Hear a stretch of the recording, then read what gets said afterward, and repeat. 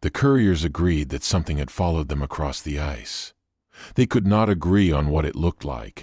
That was the part that stayed with the men who later wrote about it, and the part that historians still find difficult to reconcile when reading the surviving accounts.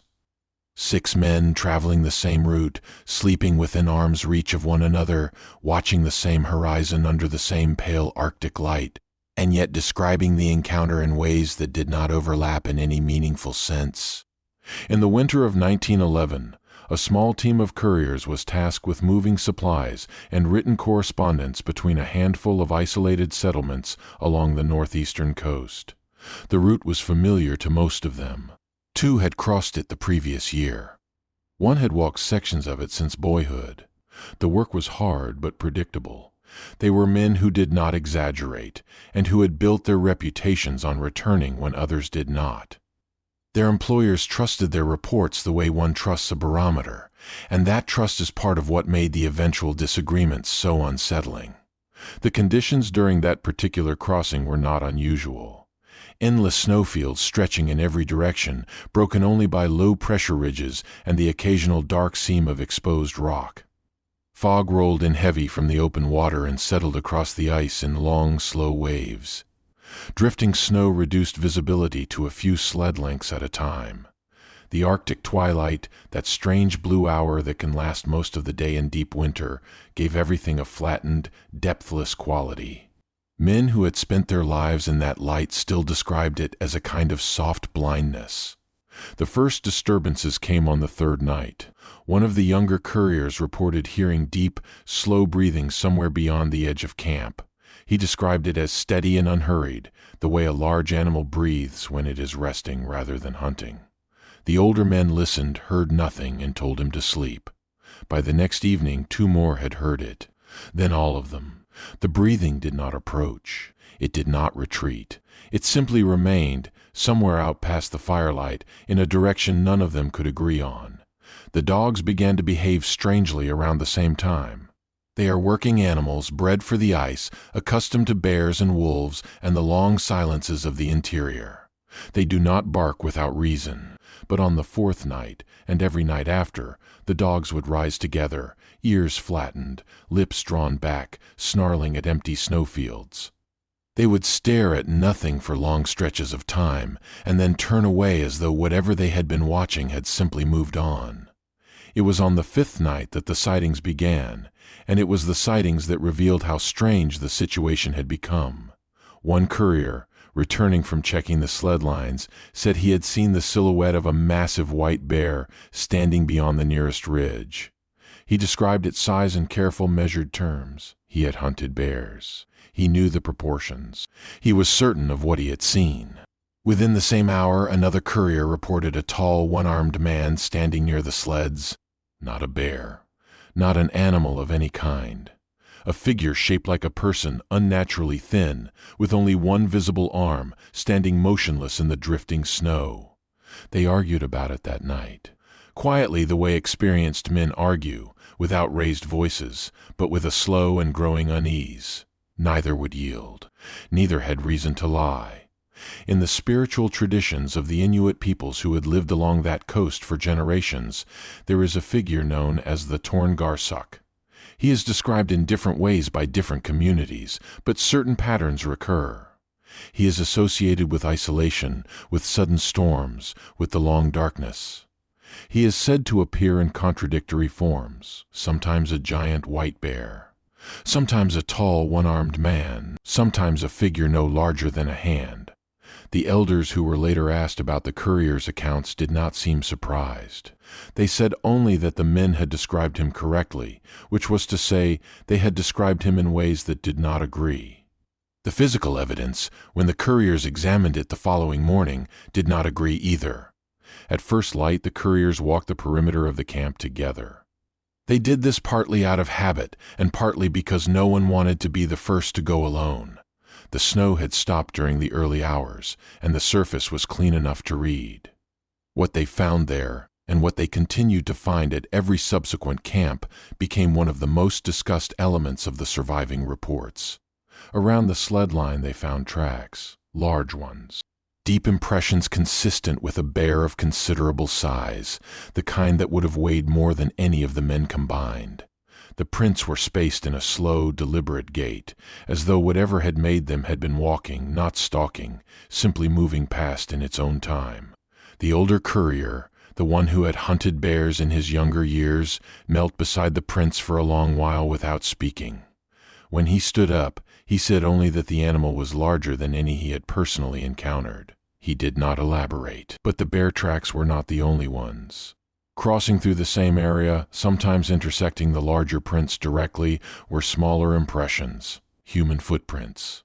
Bare feet, by the look of them, narrow and clearly defined, pressed into the snow with the kind of weight a grown man would leave. The couriers stood around them for some time, trying to determine whether one of their own had walked there during the night. None of them had. None of them would have, not without boots, not in those temperatures, not while the breathing was still audible beyond the firelight. The most disturbing detail, and the one the couriers returned to in their later accounts, was that the tracks ended, not at a ridge, not at a patch of wind-blown snow where the surface might have erased them. They simply stopped, mid-stride, as though whatever had made them had taken one more step and then ceased to exist. Both sets of tracks did this. The bear prints ended in open snow. The human prints ended in open snow. In some cases, the two trails ended within a few paces of each other, as though they had been walking together and had vanished at the same moment. The dogs would not approach those sections of the snowfield. They had to be led around them, and even then they pulled hard against the harness, ears pinned, refusing to look in the direction of the ended trails. One of the younger couriers tried to coax the lead dog forward with a piece of dried meat. The animal took the meat from his hand, swallowed it, and continued to refuse. They broke camp later than usual that morning. Conversations during the day's travel were short and careful. The men were trying to understand what they had seen without saying anything that would commit them to an interpretation. Were there two creatures following them, one large and one small, moving in some kind of coordinated way? Or was there only one, and was it changing, somehow, between the moments when it was not being watched? Neither possibility was acceptable. Neither could be entirely dismissed. By the time they reached the next campsite that evening, an unspoken understanding had settled over the team. Whatever was leaving the tracks was not leaving them in any pattern that could be studied. The evidence did not accumulate. It contradicted itself. Each morning produced a new set of impressions that did not match the previous set, and that did not connect to anything resembling a single knowable creature. The Torngarsuk, the elders would later explain, leaves evidence that does not remain consistent long enough to be understood. The couriers did not yet have that explanation. They only had the snow and the silence and the growing sense that observation itself was becoming a problem. The weather worsened on the 6th day. The sky lowered until the horizon disappeared entirely, and the wind began moving snow across the surface in long, low rivers that hissed against the runners of the sleds. Visibility came and went in irregular intervals. There would be a moment of clarity, sometimes lasting only a few seconds, in which the landscape would resolve into shapes and distances, and then the storm would close again, and the world would shrink to the length of an arm. It was during one of those brief, clear moments that the first direct sighting occurred.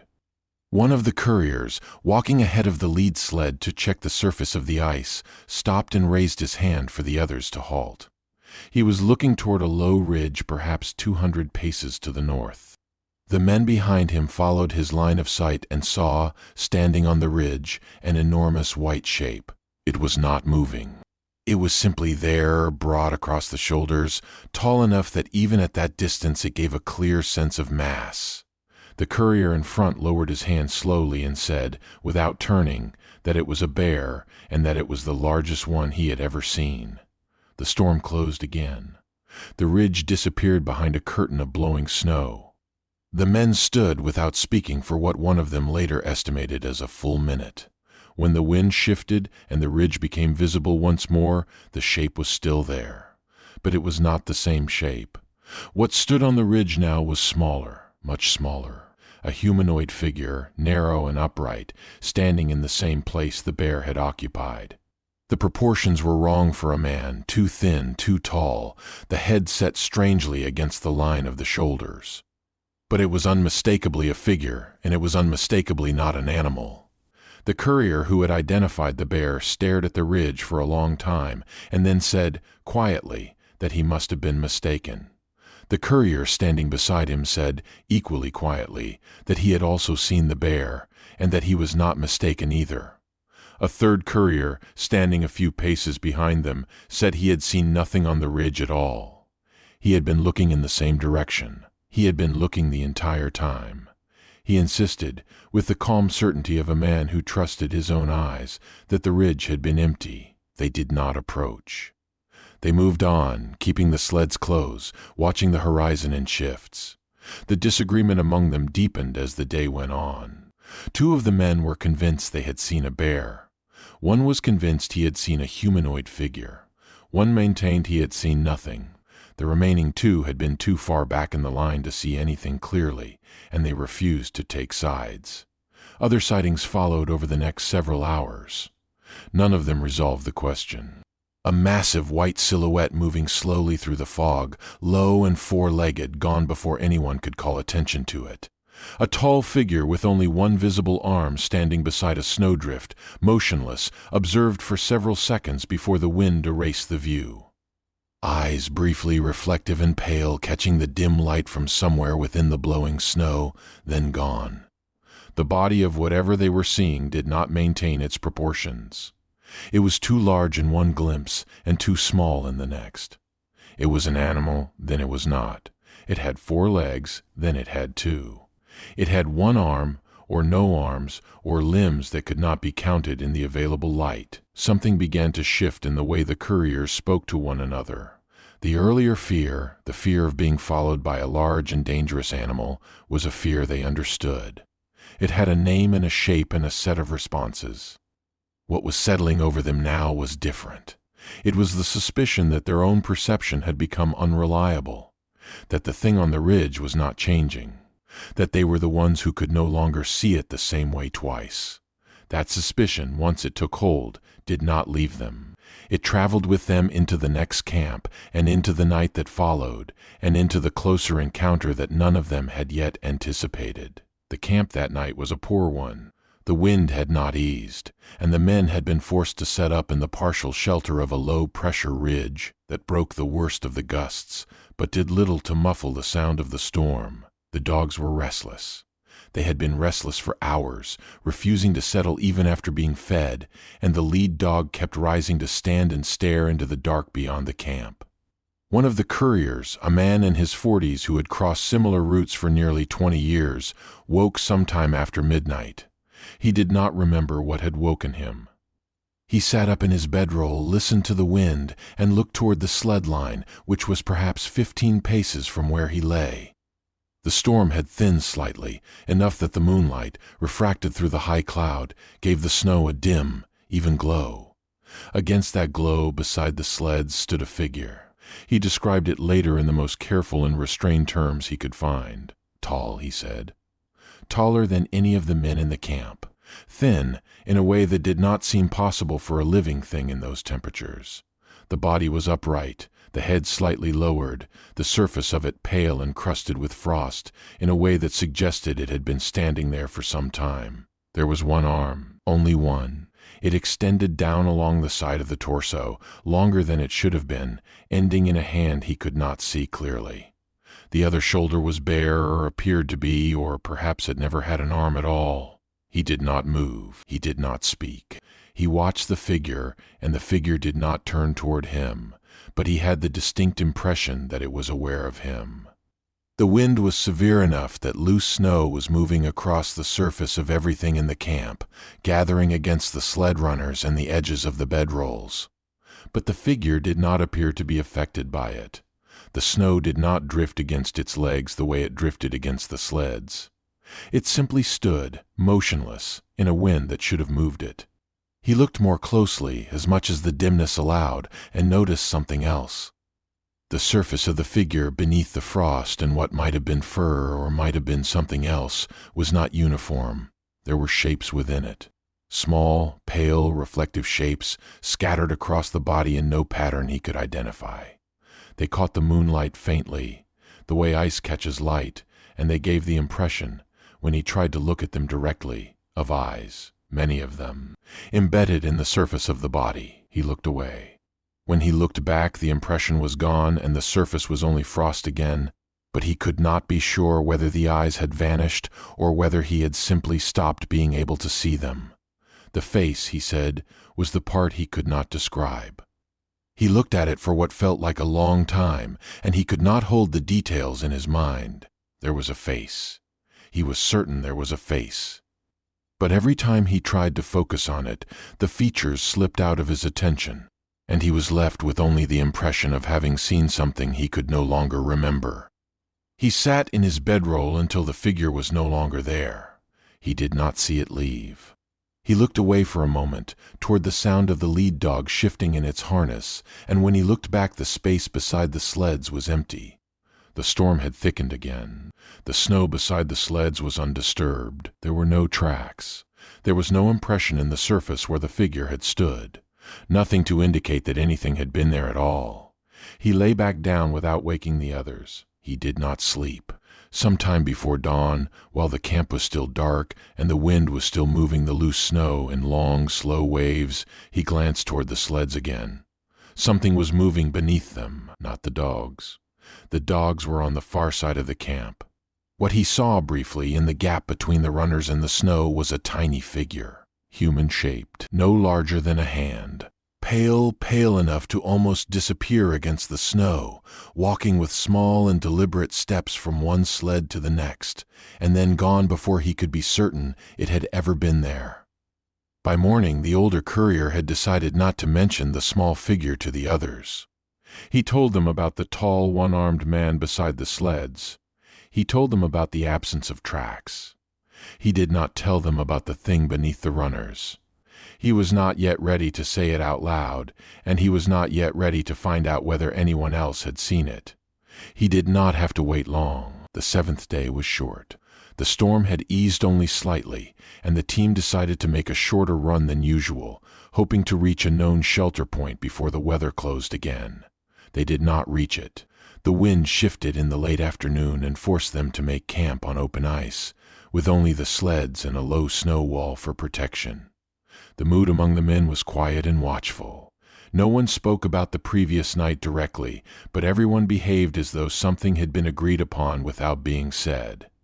The sightings that night came from multiple directions, almost simultaneously, and they did not resolve into a single coherent account. One of the younger couriers on watch near the supply sled reported a small figure moving near the bundled provisions. He described it as no larger than a hand, pale, human in shape, walking on 2 legs across the surface of the snow with the kind of careful steps a person takes when crossing thin ice. He said it moved between the supply bundles for several seconds and then disappeared behind the sled, and that when he walked over to check, there was nothing there. He did not call out at the time. He said later that he had not wanted to draw the others' attention to something so small, in case he was wrong, in case it was a trick of the light. At approximately the same time, the courier standing watch on the opposite side of the camp reported a giant white shape standing beyond the fog line, perhaps 30 paces out, at the very edge of what the storm allowed him to see. He described it as bear-like, hunched, broad across the shoulders, standing motionless and facing the camp. He watched it for what he estimated to be a full minute before the fog closed and the shape was no longer visible. He did not call out either. He said later that he had not wanted to provoke it. A third courier, walking between the sleds to check the harnesses, reported a tall one-armed figure standing inside the camp itself, near the fire. He said the figure was not close to the fire, not within the circle of light, but at the very edge of it where the shadows began. He said it was the same shape the older courier had described from the previous night. Tall, thin, single-armed, pale. He said it was facing the fire. He said he stopped walking and waited for it to move, and that after a few seconds it was simply no longer there. He did not see it leave. He was certain it had not stepped away. It had been there, and then it had not. The 3 sightings were reported within the same hour. The men gathered together near the fire and tried to make sense of what they had each described. A tiny figure near the supplies, a giant shape beyond the fog, a tall figure inside the camp. None of them could have been the same thing. None of them could be reconciled with the others. And yet none of the witnesses doubted what they had seen. It was during this conversation that one of the men, looking past the shoulder of the courier who was speaking, said quietly that the eyes were back. The others turned and looked. Across the surface of the snow beyond the camp, in the spaces between gusts of blowing snow, faint reflective points were visible, pale, scattered, irregularly placed. They did not blink. They did not move in any coordinated way. They were simply there, and then a gust of wind would pass and they would be gone, and then the wind would settle and a different arrangement of them would be visible somewhere else. No one counted them. No one wanted to. The conversation that followed was not about how to defend themselves. It was about whether they could trust what they were seeing at all. The men were experienced. They had crossed harder routes in worse weather. They had dealt with bears, with wolves, with the kind of cold that kills men who make small mistakes. None of those threats had ever produced this particular feeling. The fear had stopped being about survival. It had become something else. It had become the question of what size, what shape, what distance the thing actually occupied, and whether any of those questions had answers. By the time the fire burned low, the older courier had quietly mentioned the small figure he had seen the night before. The younger man who had reported the figure near the supplies listened without interrupting. When the older one finished speaking, the younger one only nodded. Neither of them said anything more about it. There was nothing more to say. They broke camp before dawn. The decision was made quickly and without much discussion. None of the men wanted to spend another night on the open ice, and the planned route to the next shelter point was still within reach if they pushed hard. The weather forecast, as best as they could read it from the sky and the wind, was not encouraging. But staying was no longer an option that any of them could justify. The storm built throughout the morning. By midday, visibility had collapsed to less than a sled length. The lead courier walked at the head of the team with a rope tied around his waist and the other end fastened to the lead sled, so that he would not be lost if he stepped wrong. The dogs were difficult. They had been difficult since the previous night. They pulled in fits and starts, sometimes lunging forward without warning, sometimes stopping cold and refusing to move at all, ears pinned, staring into the wall of blowing snow as though something were standing just beyond it. The sightings during that day's travel did not come as discrete events. They came as a continuous, low-pressure presence that did not resolve into anything specific. The men reported eyes in the gusts of snow, pale reflective points appearing for half a second within the blowing whiteness and then vanishing as the wind shifted. They reported breathing, not from one direction, but from several directions at once, surrounding the sled teams, slow and steady and audible beneath the wind. They reported shapes at the edges of their vision that changed between glances. A bear size formed to the left of the lead sled that became, when one of them turned to look at it directly, only a low ridge of drifted snow. A tall, thin figure beside the second sled that became, on a second glance, nothing at all. The dogs began to panic in ways that did not follow any pattern. They would lunge sideways without warning, dragging the sleds off course, and then settle again with no apparent cause. One of the team's strongest animals refused to pull at all for a stretch of nearly an hour, walking instead with its head low and its eyes fixed on a point somewhere ahead of the team that none of the men could identify. When the courier walking beside it tried to coax it forward, it growled at him. It had never growled at him before. The most direct sighting of the day came in the late afternoon, when the storm opened briefly and gave the men a view of perhaps 50 paces in every direction. In that opening, standing to the north of the team, was an enormous white bear-like form. It was facing them. It was not moving. The older courier, the one who had hunted bears, said later that it was larger than any animal he believed could exist, and that the proportions of it were not entirely those of a bear. The shoulders were too broad. The head was held too low.